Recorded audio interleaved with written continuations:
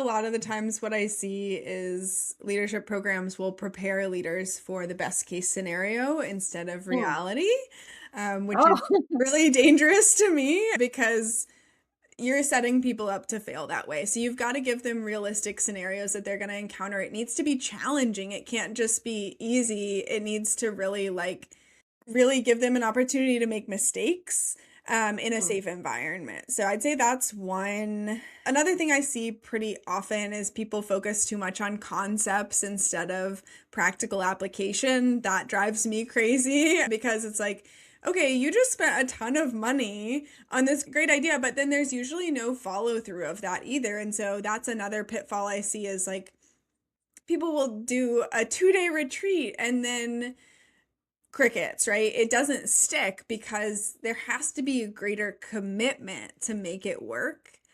And then I guess the other thing that like I've created these, so I would be hesitant to talk too badly about them, but I hesitate now to build terminal leadership development programs because I think it gives people this sense of accomplishment, which is great.